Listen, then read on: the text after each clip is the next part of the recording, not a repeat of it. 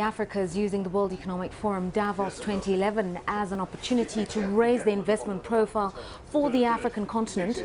Our next guest from WEF Davos needs no introduction. He's Aliko Dangote, the chairperson of the Dangote Group and one of Africa's foremost investors, particularly in the manufacturing space. Mr. Dangote, thank you very much for your time. WEF discussions seem to be focused around getting all sides to work towards common objectives of shared economic growth. What are your impressions of WEF this year?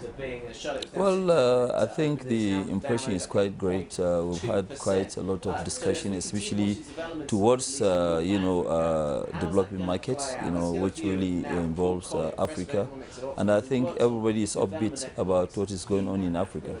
Okay, just talking about this idea of shared growth and trying to get the whole world reinvigorated, investments coming through to the emerging markets, employment in developed economies, all those kinds of things. Where does Africa fit within this continuum?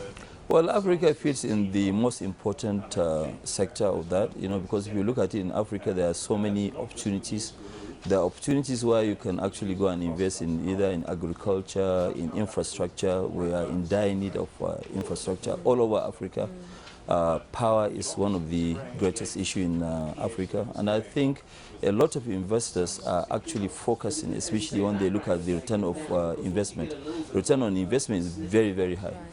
I think one of the biggest limitations for Africa is the fact that we grow in an era where emerging markets have come to the fore, but we're not competitive enough, particularly in the area of manufacturing. Now, you're a major investor within the manufacturing circle. What do you make of the limitations? Well, part of it, when you look at it, really, it is to do with also cost of funds and also the market. But right now, we have the market and a lot of interest, cost is down. Most of the countries that we have in Africa today, they are not really owing much money, after the debt forgiveness. A lot of them, they have capacity now to borrow. They have capacity to borrow at much, much lower rates compared to before. And I think with that, we'll be able to actually, especially with the new technology, with the trained number of people, and it costs much less to produce in Africa than the other countries.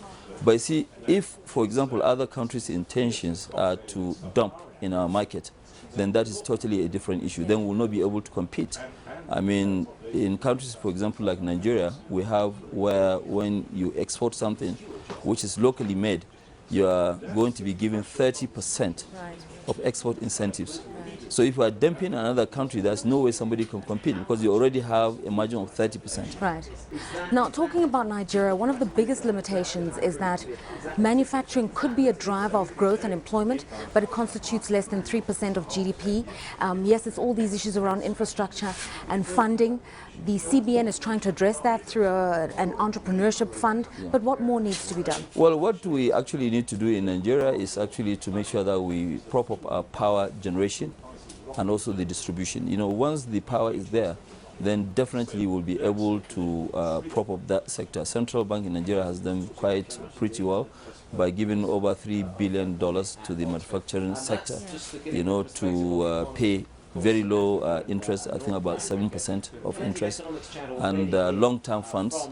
But you see, if you do that, then still you need to have the power. It's not everybody that will be able to generate its own power. Yeah. But I think the government is doing a lot on that in terms of trying to prop up our generation from 3,000 megawatts to about 10,000 in the next 3 years or so. I mean, you're quite bullish about African growth, and so are the IMF, and so is the African Development Bank, and people expecting Nigeria to grow above 7% and other African countries to beat the African average. But with threats of inflation, for instance, with a low consumer base in Africa, and the fact that we're not very productive, what we are exporters of raw material, but we're not productive economies.